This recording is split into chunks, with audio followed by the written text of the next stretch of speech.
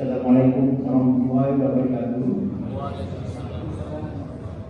Laporan kegiatan Selasa 17 Juni 2024 masih 10 Dzulhijjah 1445 Hijriah. Sebagai perwakilan takmir kami panitia yang kurban akan menginfokan berkaitan penerimaan hewan kurban dan sebagai berikut. Untuk penerimaan sapi hingga pagi ini ada 7 ekor, kemudian kambing ada 8 ekor, dan sejatinya masih ada 3 hari ke depan di hari tasrik ini, walaupun kita insya Allah menuntaskan kurban di masjid ini untuk hari ini. Semoga amal ibadah kita diterima Allah Subhanahu wa Ta'ala.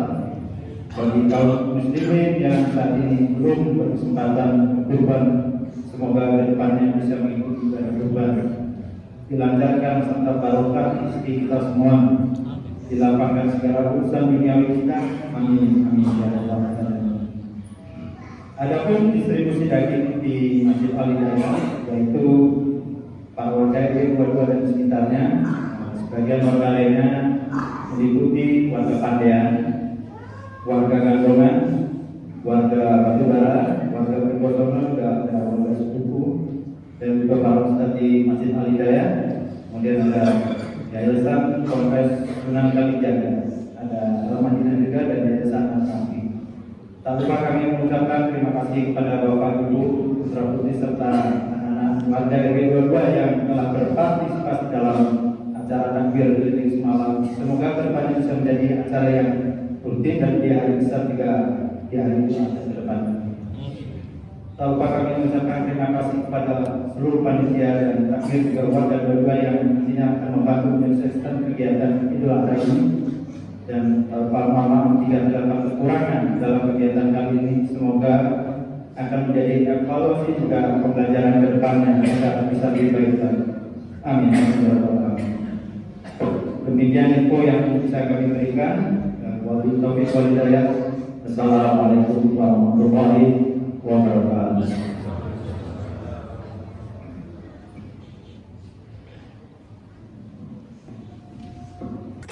Assalamualaikum warahmatullahi wabarakatuh.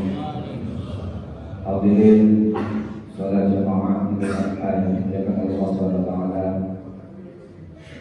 Sebagai pengingat, dikarenakan salat Idul Adha ini atau salat Id kita laksanakan satu tahun sekali, maka kami menyampaikan sebagai pengingat mengenai tata cara salat sunnah Idul Adha.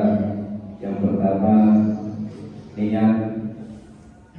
Untuk niatnya sebagai berikut: usolli sunnatan Idul Adha raka'ataini ma'muman lillahi ta'ala. Kami ulangi: usolli sunnatan Idul Adha raka'ataini ma'muman lillahi ta'ala. Setelah niat, setelah itu kita takbir sebanyak 7 kali untuk rakaat pertama. Di sela-sela takbir kita mengucapkan tasbih. Subhanallah, alhamdulillah, wa la ilaha illallah, Allahu akbar. Dan rakaat kedua takbir sebanyak 5 kali. Dan di sela-sela takbir untuk mengucapkan subhanallah walhamdulillah wa la ilaha illallah wallahu akbar. As-salatu sunnatan 'inda al-harakatain jama'a rahimakumullah. As-salatu la ilaha illallah. Allahumma salli ala sayyidina Muhammad. Ya ma'asyiral muslimin wa syuhadal mu'minin rahimakumullah. Ilamu anna yawmakum hadha yawmu 'idil adha wa yawmus surur wa yawmul mawfur. يوم أحل الله لكم فيه الطعام وحرم عليكم فيه الصيام إذا صعد الخطيب على المنبر أنصتوا أثابكم الله واسمعوا أجركم الله وأطيعوا رحمكم الله لعلكم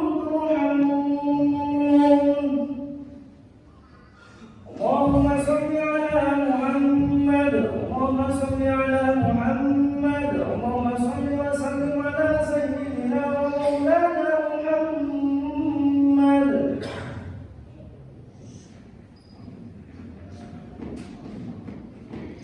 Assalamualaikum warahmatullahi wabarakatuh.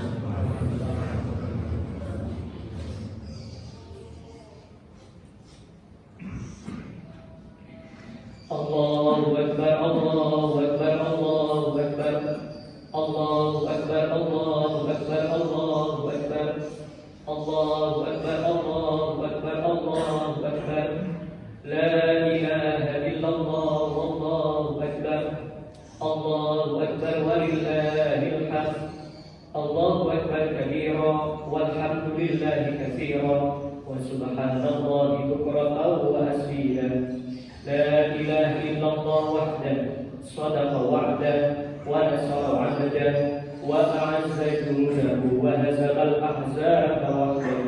لا إله إلا الله ولا نعبد إلا إياه مخلصين له الدين ولو كره الكافرون.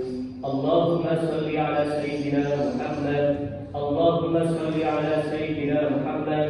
اللهم صل على سيدنا ومولانا محمد وسلم تسليما كثيرا. Alhamdulillahi rabbil alamin. Wassalatu wassalamu ala asyrafil anbiya wal mursalin sayyidina wa maulana Muhammadin wa ala alihi wa sahbihi ajma'in, amma ba'd. Hadirin rahimakumullah, di dalam momen Idul Adha ini patut kita panjatkan rasa syukur kita kepada Allah Subhanahu wa taala yang telah memberikan kita nikmat iman, Islam, kesehatan jasmani dan rohani, yang semoga nikmat tersebut kita jadikan sebagai bekal untuk meningkatkan ketakwaan kepada Allah Subhanahu wa taala. Kami berpesan kepada diri sendiri dan juga kepada para jamaah. Mari kita berusaha meningkatkan ketakwaan kita kepada Allah Subhanahu wa taala dengan cara melaksanakan perintah-perintah Allah dan menjauhi larangan-larangan Allah. Allahu Akbar, Allahu Akbar, Allahu Akbar. La ilaha illallah, Allahu Akbar. Allahu Akbar, walillahil hamd. Jika diibaratkan sebagai siklus tahunan, maka perjalanan hidup kita itu dimulai pada bulan Muharram sebagai simbol hijrah rohani melalui 2 kalimat syahadat. Lalu dilanjutkan pada bulan Rajab yang merupakan awal mula kewajiban sholat 5 waktu. Lalu pada bulan Ramadan di situ ada 2 rukun Islam sekaligus, yaitu puasa Ramadan dan juga zakat fitrah. Maka puncak kehidupan religius kita dalam siklus tahunan berakhir pada momen bulan Dzulhijjah ini. Oleh karena itu pada bulan Dzulhijjah ini banyak sekali syiar-syiar agama Allah yang apabila kita teladani maka bisa kita jadikan sebagai bekal untuk melanjutkan siklus kehidupan pada tahun-tahun berikutnya. Allahu Akbar walillahil hamd. Bagaimana agar siklus kehidupan kita dalam setiap tahun bersifat berkelanjutan. Kita tidak hanya taat ibadah di momen Ramadan saja, tidak taat ibadah di momen Dzulhijjah saja, tapi di setiap bulan sepanjang waktu kita senantiasa taat beribadah. Maka bekal yang pertama adalah kita perlu punya mentalitas hidup syiar. Syiar itu artinya simbol-simbol agama yang menghadirkan rasa hormat, rasa kagum, rasa pengagungan kepada Allah Subhanahu wa Ta'ala. Syiar itu bisa berupa hari seperti hari Arafah, hari Idul Adha ini maupun hari Asyura. Bisa berupa benda seperti binatang kurban, Hajar Aswad, Ka'bah dan yang lain-lain. Juga bisa berupa manusia seperti Rasulullah SAW, para ulama, para wali, nabi, rasul dan orang-orang soleh lainnya. Semua itu adalah syiar-syiar agama Allah. Akan tetapi hadirin rahimakumullah, realita menunjukkan tidak semua orang kaya yang mampu kurban dia berkurban. Tidak semua orang yang mampu berpuasa belum tentu berpuasa Arafah. Maka dalam hal ini yang menentukan bukanlah kondisi fisik manusia, melainkan kondisi ruhani manusia. Itulah kenapa dalam Al-Quran dikatakan wa may yu'azzim sya'airallah fa innaha min taqwal qulub. Yang membuat orang bisa mengagungkan syiar Allah bukan karena situasi maupun kondisi fisiknya, melainkan kondisi atau situasi hatinya. Dari sini hadirin rahimakumullah, ada orang kaya namun dia tidak kurban. Namun ada pula orang kaya yang kurban. Ada orang miskin yang nabung BLT-nya sampai dia bisa kurban. Namun ada pula orang miskin yang dia tidak berkurban. Maka kata kuncinya di sini adalah bukan status-status kemanusiaan, yang paling penting adalah hidayah.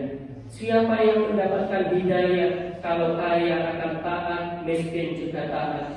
Tapi kalau nggak dapat hidayah, entah kaya maupun miskin, pejabat maupun rakyat, orang alim maupun orang awam, selama tidak mendapatkan hidayah, tentu dia tidak akan bisa berbuat ketaatan.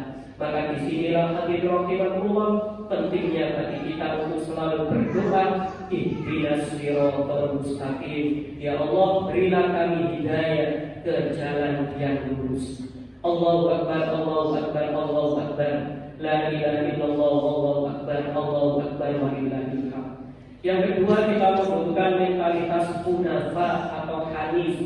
Hunafa atau hanif itu artinya selalu siap. Seandainya seorang prajurit berperang, maka apapun yang diperintahkan oleh panglima perangnya dia mengatakan siap. Entah itu perintah maupun larangan, dia selalu menjawab siap. Demikian halnya kita. Kalau kita diberi perintah oleh Allah maupun diberi larangan oleh Allah, mentalitas kita adalah siap.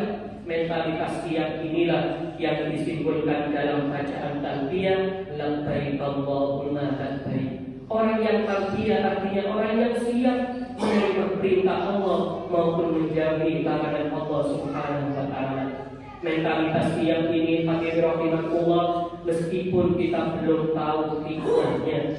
Seandainya ada fikih yang menyatakan bahwasanya orang yang berkorban pakai sapi hanya boleh diatasnamakan 7 orang. Meskipun kita tidak paham kenapa kok tidak 10 orang, kenapa kok tidak 11 orang, yang perlu kita lakukan adalah kita menjalankannya.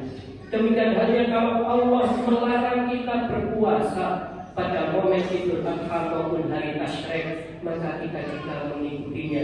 Di dalam hadis Sahih Muslim dikatakan ayyamut tasyrik ayyamul aklin wa syurbin, bahwasanya hari Asyura adalah hari makan dan minum. Maka apapun perintah Allah, apapun larangan Allah, yang perlu kita lakukan adalah siap untuk untuk mentaatinya, siap menjalani perintahnya, dan siap untuk meninggalkan larangannya. Allahu Akbar, Allahu Akbar, Allahu Akbar, walillahil hamd. Yang ketiga adalah mentalitas manasik. Setiap manusia itu punya momentum. Ibadah itu ada momentumnya. Momentum dari segi cara, dari segi waktu, maupun dari segi tempat. Dari segi cara tentu untuk berkorban ada tata caranya, sholat ada tata caranya.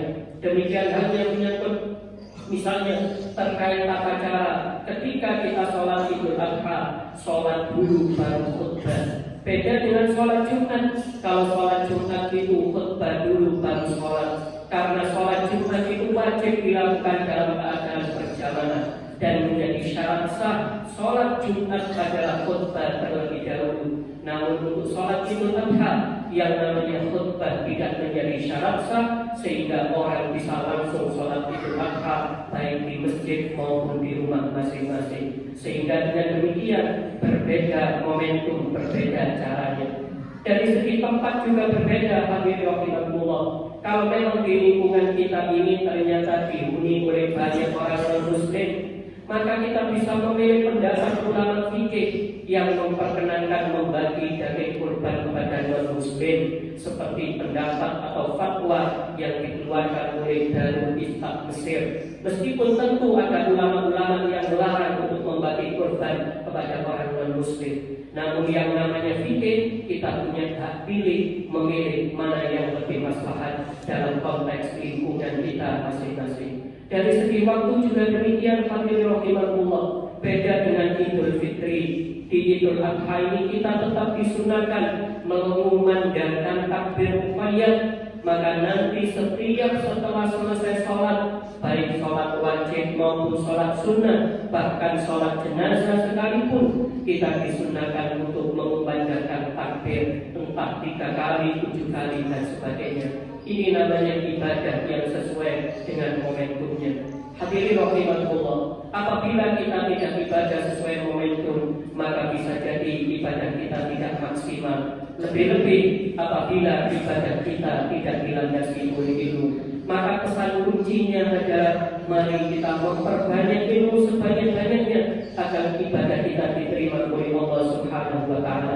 Karena apabila ibadah tidak dilandasi ilmu, maka risikonya tidak sah dan tidak diterima. Sebagaimana sabda Nabi besar Muhammad sallallahu alaihi wasallam, beliau bersabda kepada seorang sahabat, "Fajid fasolli fa innaka lam tusolli." Ulangi kembali salatmu karena hakikatnya kamu belum salat.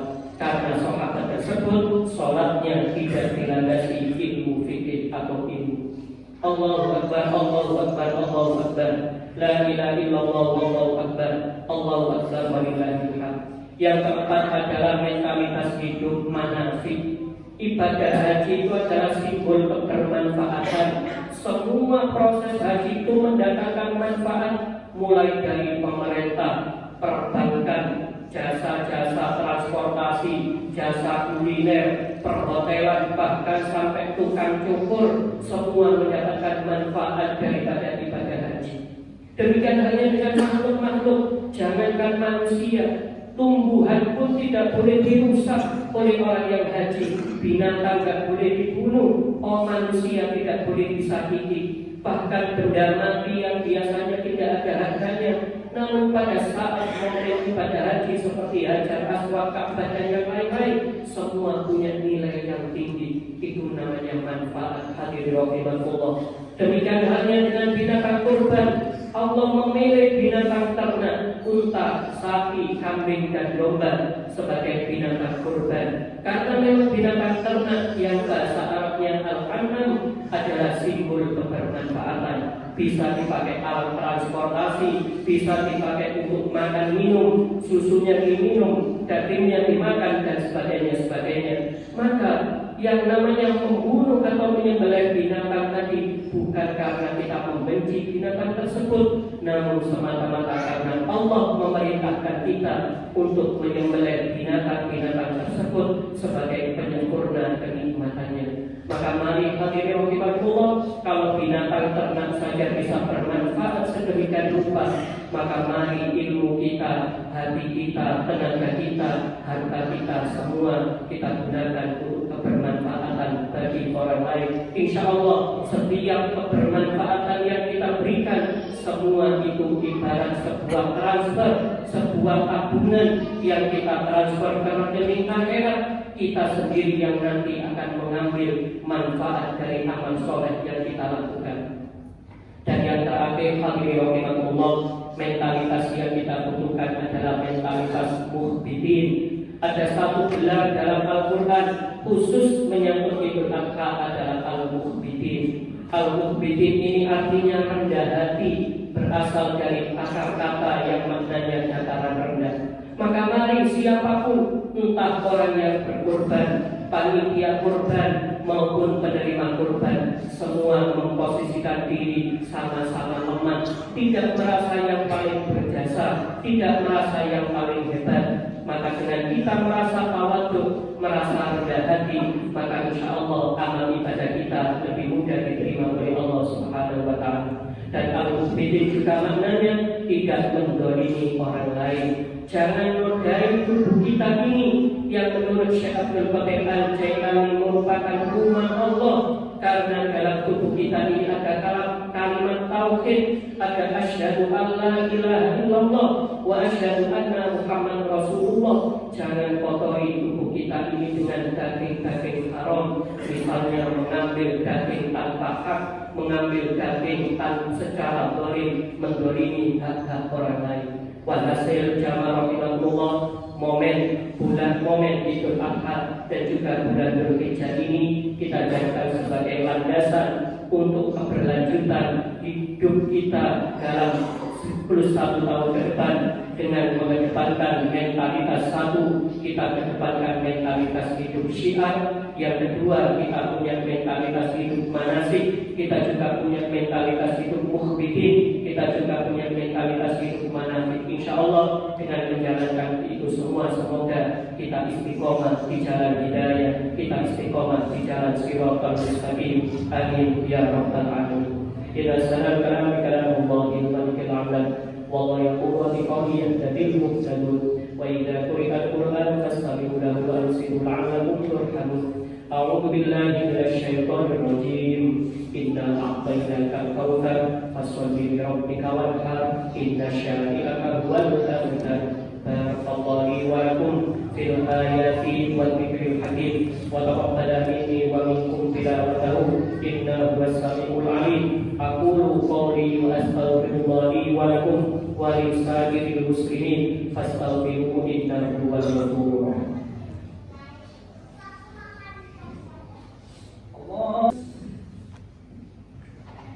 الله أكبر الله أكبر الله أكبر الله أكبر الله أكبر الله أكبر الله أكبر لا إله إلا الله والله أكبر الله أكبر ولله الحمد الله أكبر كبيرا والحمد لله كثيرا وسبحان الله بكرة وأصيلا لا إله إلا الله وحده صدق وعده ونصر عبده وأعز جنده وهزم الأحزاب وحده لا إله إلا الله ولا نعبد إلا إياه مخلصين له الدين ولو كره الكافرون. اللهم صل على سيدنا محمد وعلى آل سيدنا محمد وعلى أصحاب سيدنا محمد وعلى أنصار سيدنا محمد وعلى أزواج سيدنا محمد وعلى ذرية سيدنا محمد وسلم تسليما كثيرا. الحمد لله رب العالمين. اللهم علمنا ما ينفعنا وانفعنا بما علمتنا وزدنا علما وعملا تقبلا يا رب العالمين. أرنا الحق حقا وارزقنا اتباعه وإلى الباطل باطلا وارزقنا اجتنابه. أشهد أن لا إله إلا الله وحده لا شريك له وأشهد أن سيدنا محمدا عبده ورسوله. وقال تعالى إن الله وملائكته يصلون على النبي يا أيها الذين آمنوا صلوا عليه وسلموا تسليما. اللهم صل على سيدنا محمد وعلى ال سيدنا محمد كما صليت على سيدنا ابراهيم وعلى ال سيدنا ابراهيم وبارك على سيدنا محمد وعلى آل سيدنا محمد كما باركت على سيدنا إبراهيم وعلى آل سيدنا إبراهيم في العالمين إنك حميد مجيد. وارض الله عن الصحابة الكرام من خصهم بالذكر أبا بكر وعمر وعثمان وعلي وعلى سائر الصحابة والتابعين وتابع التابعين لهم بإحسان إلى يوم الدين. فيا أيها المسلمون أوصيني وإياكم بتقوى الله. اتقوا الله حق تقاته ولا تموتن إلا وأنتم مسلمون. آمين. اللهم اغفر للمسلمين والمسلمات والمؤمنين والمؤمنات الأحياء منهم والأموات إنك سميع قريب مجيب الدعوات وقاضي الحاجات. اللهم اصلح لنا ديننا الذي هو عصمة أمرنا، واصلح دنيانا التي فيها معاشنا، واصلح آخرتنا التي فيها معادنا، واجعل الحياة زيادة لنا في كل خير، واجعل الموت راحة لنا في كل شر. اللهم إنا نسألك عيشة هنيئة وميتة سوية ومرضا غير مسلم ولا ضار. ربنا هب لنا من أزواجنا وذريتنا قرة أعين واجعلنا للمتقين إماما. ربنا آتنا في الدنيا حسنة وفي الآخرة حسنة وقنا عذاب النار. عباد الله إن الله يأمر بالعدل والإحسان وإيتاء ذي القربى وينهى عن الفحشاء والمنكر والبغي يعظكم لعلكم تذكرون. واشكروا على نعمه يزدكم واسألوا من فضل ربكم ولذكر الله أكبر والعفو منكم. والسلام عليكم ورحمة الله وبركاته.